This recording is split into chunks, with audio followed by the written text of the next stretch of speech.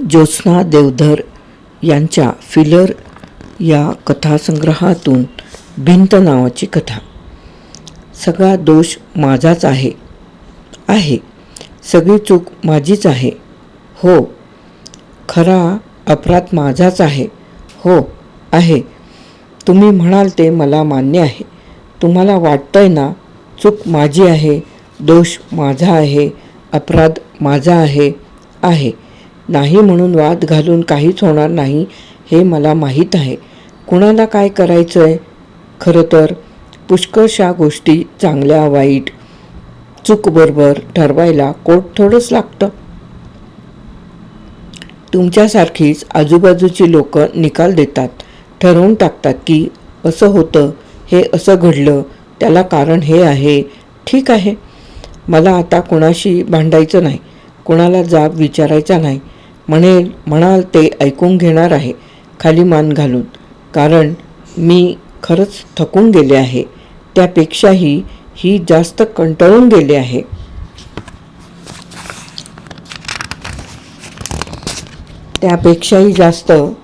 गेले आहे. आणि मुख्य म्हणजे आता जगण्यासाठी धडपड करावीशी वाटत नाही. माणसाला मनाप्रमाणे जगता येत नाही हे मला चांगलं कळून चुकलंय. परिस्थितीला तोंड देता येतं, नशिबाला दुर्दैवाला कसं तोंड द्यायचं तेच मला कळेनासं झालंय. एका निराश दुःखी जीवानं आता विचार करायचं सोडून दिलं आहे, धडपडायचं थांबवलं आहे. बस. पण एवढ्यानं तुमचं समाधान होत नाही. एकदा या बाईच्या पदरात तिच्या चुकांचं माप टाकायलाच हवं असं वाटतंय. ठीक आहे, टाका. माझ्या पदरात दगड धोंडे आहेतच. हे माप पडल्यानं फारसं ओझं होणार नाही. कोण एकेकाळी माझा पदर रेशमी होता, गर्भ रेशमी होता. माझा पदर जरी काठी होता, माझा पदर भरजरी होता. जगण्याची जिद्द होती, हौस होती. सामोरं येईल त्याला टक्कर देण्याचं सामर्थ्य होतं. मन कसं संवेदनशील होतं, उत्साही आनंदी होतं. सगळ्या गोष्टीत रस होता. लहान सहान गोष्टींचं कौतुक होतं. पण जेव्हा मला कळू लागले, तेव्हा जगाचा, हसण्याचा, बोलण्याचा, कौतुकाचा, रागाचा खरा अर्थ कळू लागला. तेव्हा माझ्या नकळत एक गोष्टी कमी होत गेल्या. एक उत्तम भावना गळत गेली. माणसाला माणूस म्हणून जगायला जे जे लागतं ते संपून गेलं. मनावरचं रेशीम लढी कोवळेपण आणि शरीरावरचं रेशमी कापड दोन्ही विटून गेलं. काठाची जर खोटी निघाली आणि पदरात दगडधोंडे येऊन पडले. पश्चात्तापाचा केरकचरा येऊन पडला. हो, केरकचरा नाही तर काय. त्यापासून काहीच साधत नाही, काहीच बनत नाही. दुःखी कष्टी मन त्या ढिगाऱ्यात स्वतःला लपवून बसतं. बस. पण कन्हैयाला ते पण पाहवत नाही. पालापाचोळा पांघरून जगणारं माझं मन रडतं आणि ते रडणं त्याला ऐकू येतं. मनाचं रडणं ऐकू येण्यासारखी गोष्ट आहे का? इतकी लोकं आहेत माझ्या भोवताली, मग इतरांना ऐकू येत नाही ते यालाच का ऐकू येतं? आणि हा वारंवार का माझे डोळे पुसायला पाहतो? बाबा, कन्हैया, ही जी अजिता आहे ना, तिचे अश्रू पुसायचे म्हणजे हात चिखलानं भरावे लागतील. पालापाचोळा, केरकचरा तुडवावा लागेल. दगडधोंड्यांची जखम सहन करावी लागेल. तसं नको करूस बाबा. आहे तशीच त्याच स्थितीत मरून जाऊ दे मला. कन्हैया, मी तुला हे असं म्हणते ना, ते ऐकूनसुद्धा लोक म्हणतात अजिताचं चुकतं, दोष अजिताचा आहे. अजितानं फार मोठा अपराध केला. हो ना, मी कधी नाकबूल केलंय. हात जोडून एकच विनवायचं आहे की माझ्या मूर्खपणामुळे मला धड जगता आलं नाही. आता माझ्या वेडेपणामुळे मला मरून जायचंय. लवकर, अगदी लवकर. घाई झालीये. मला मरायचंय.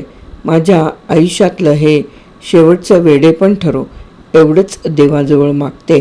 खरं तर देवाजवळ काही मागण्याचा अधिकार माझ्याजवळ आता राहिला नाही, कारण न मागता देवानं मला काही कमी दिलं नाही. खूप मलाच जपता आलं नाही. रूप हो, सूप भरभरून रूप दिलं देवानं. पैसा हो, ओंजळ भरभरून. प्रेम पोती भरभरून. आता काय राहिलं ग तुझ्याजवळ? रूप, अवशेष फक्त. पैसा, कन्मटीला एखादं नाणं. प्रेम, स्मृतिरूप. हे असं आहे. त्यालाही मीच जबाबदार आहे. एका भिंतीचा आधार घ्यायला गेले तर तीच ढासळली. एका भिंतीवर आश्रयासाठी डोकं टेकायला गेले तर डोक्यावर दगड पडले. एक भिंत समोर होती, जन्मभर निवारा देण्यासाठी उत्सुक, ती दिसलीच नाही. आणि आता अशी एक भिंत माझ्यासमोर उभी आहे की आधारासाठी हात जरी टेकला तरी सोनं घेऊन जाईल, सोनं होऊन जाईल आयुष्याचं.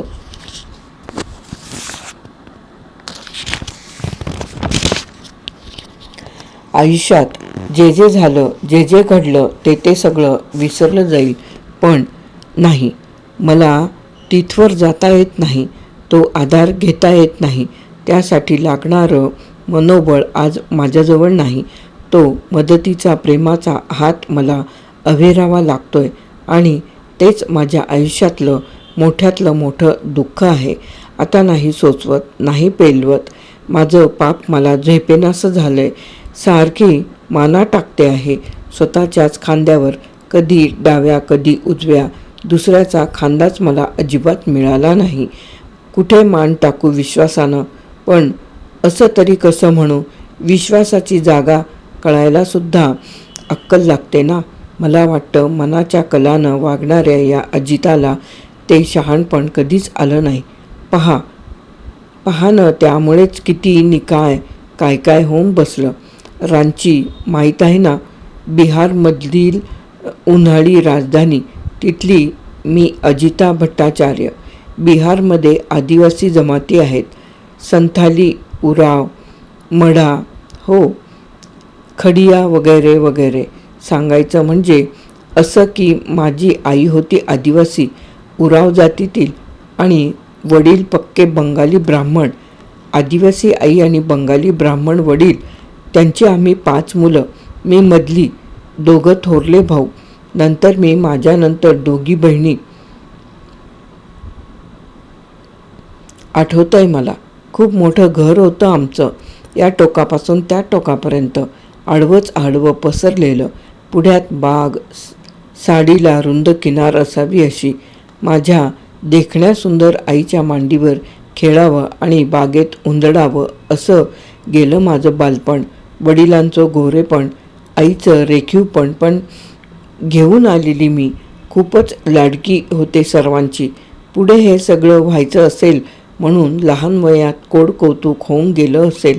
लाडावलेली श्रीमंताची मुलगी जसं वागेल तसं वागायला काहीतरी पार्श्वभूमी हवी ना. मला माझी आई फार आवडायची. तिचा आवाज विलक्षण गोड होता. मला झोपताना गोड गोड गाणी म्हणायची. बंगालीत नाही, छोटा नागपुरी या भाषेत. वडील कमी बोलायचे. आम्हा मुलाबाळांत कमी रमायचे. सारखं काम. आणि ते तिथल्या कॉका मेंटल हॉस्पिटलमध्ये मुख्य डॉक्टर होते ना. त्यांना वेळ कुठला? जबाबदारीमुळे त्यांनाच वेळ लागायची पाळी आली होती.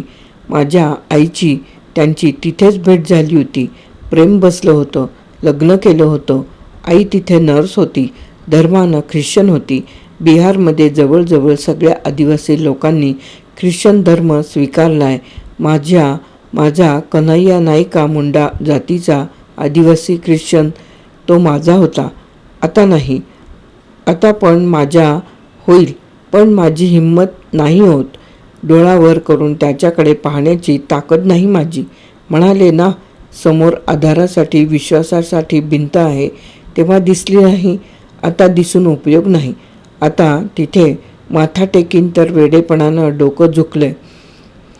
पाठ टेकीन तर पाठीवर ओझं आहे 3 मुलांचं. असंच सगळं विचित्र होऊन बसलंय. तसंच व्हायचं होतं. मी तरी काय करणार? नाहीतर वडिलांचं मोठेपण, वडिलांची थोरवी कळली नसती का? आईचं वेडेपण, अडाणीपण, शहाणपण वाटतं ना. पण बाबा गेले की आम्हाला टाकून. एक दिवशी अगदी मुकाट, धीरगंभीर स्वभावधर्मानुसार त्यांनी डोळे मिटले. मला नेहमी वाटतं आईशी लग्न करून वडिलांना पश्चाताप झाला होता.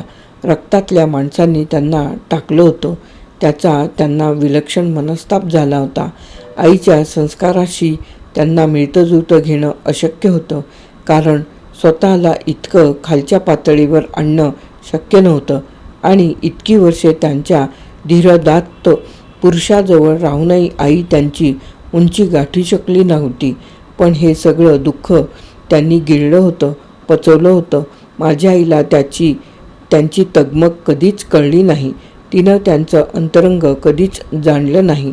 वडील गेले आणि आमच्या घराण्यातलं सगळं खानदानीपण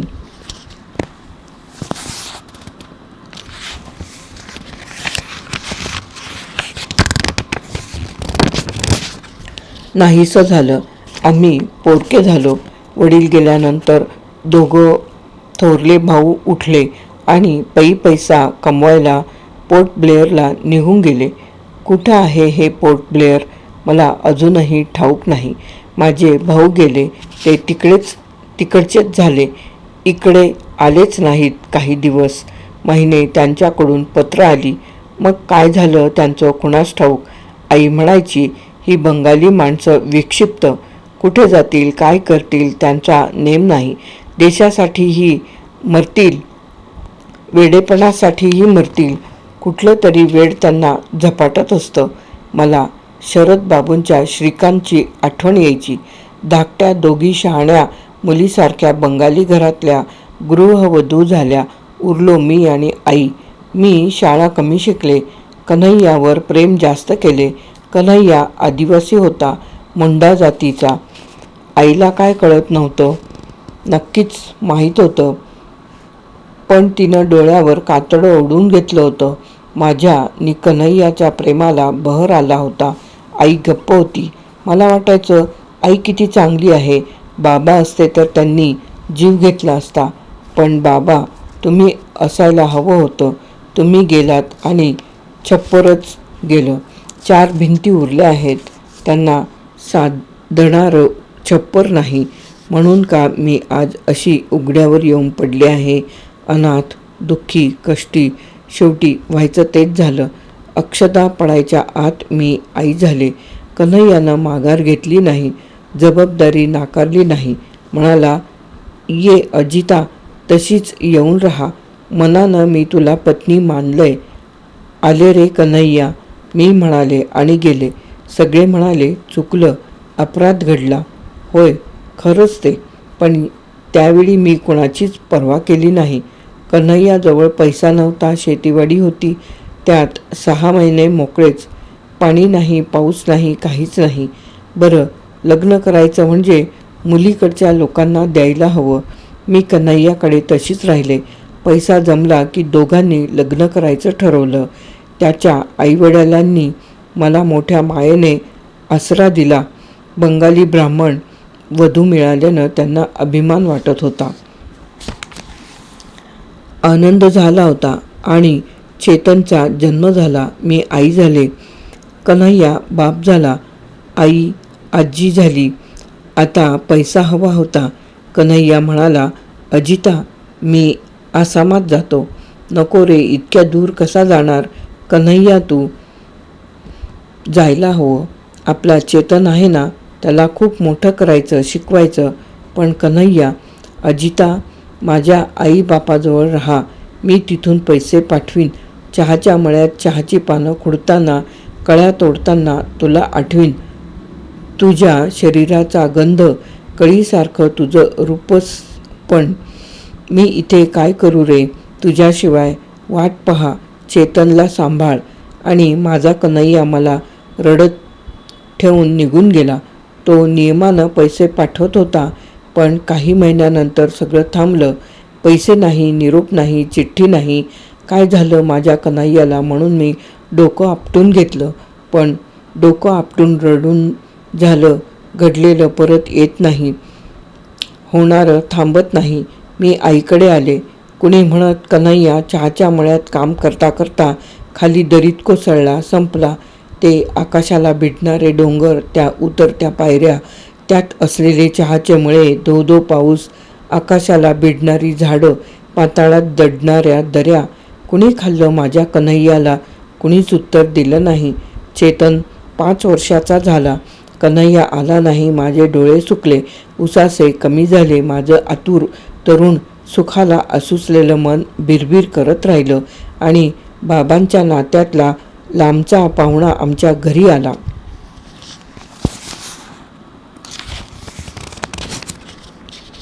देव.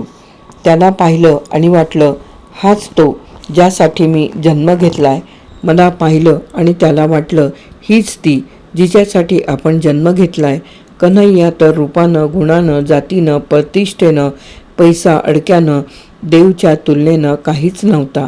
त्याच्या गुडघ्यापर्यंतही पोचत नव्हता. आईनं विचार केला आणि देवला सरळ सरळ विचारलं, देव, ही माझी अजिता, हिच्याशी लग्न कर. मी आता थकले. चेतन हिचा मुलगा आहे, पहिल्या नवऱ्यापासून झालेला. तो मेला. हा पोटात असतानाच. मला वाटलं आई असावी तर अशी, मुलीचं सुख पाहणारी, मुलीचं मन ओळखणारी. कन्हैया. पण ती किती खोटं बोलली हे नाही की रे मला कळलं. तू मेला नव्हतास, जिवंत होतास. मी बंगाली घरची प्रतिष्ठित नववधू झाले तेव्हा तू अजिता अजिता म्हणत धावत पळत घराकडे परतत होतास.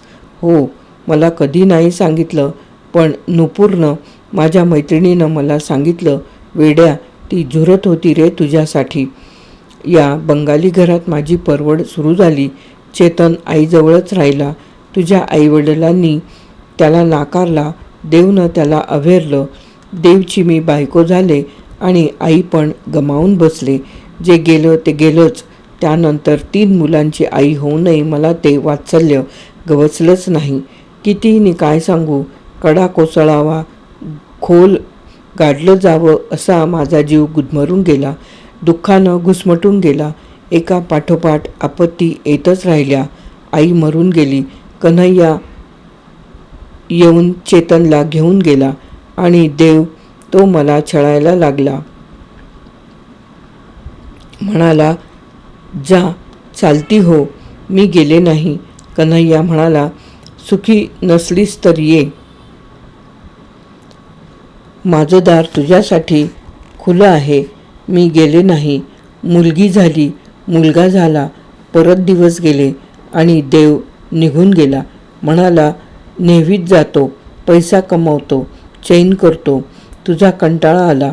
ठीक आहे, जा बाबा. नको म्हणून ऐकायला, माझी समजूत घालायला, अर्ज विनंत्या करायला देव कन्हैया थोडाच होता. एवढंच म्हणाले, लवकर ये परत. मी 3ऱ्यांदा आई होणार आहे. मूर्ख आहेस. हे त्याचे शब्द शेवटचे. मूर्खच आहे. देवनं एकट्यानंच मला ओळखलं. माझी योग्य ती किंमत केली.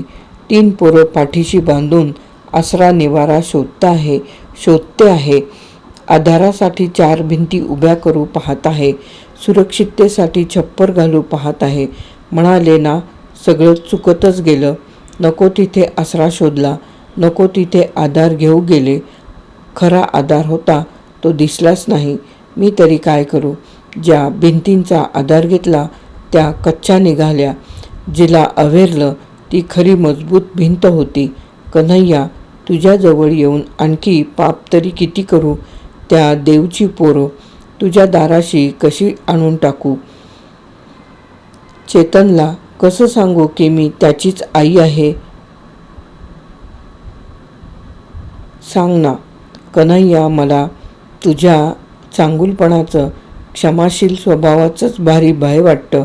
डोळे वर करून तुझ्याकडे पाहवत नाही. येतोस, मुलांना काही बाही देतोस, माझ्या पुढ्यात पैसे ठेवतोस, तेव्हा माझी मान काही उचलत नाही. मी बोलत नाही. तुला वाटतं माझा राग आहे तुझ्यावर. नाही रे कन्हैया. तू गेल्यावर तुझे पाय ज्या जागेला स्पर्श करून गेले असतात तेथे माथा टेकते, स्वतःला त्या जागेवर लोटून देते, रडून रडून घेते.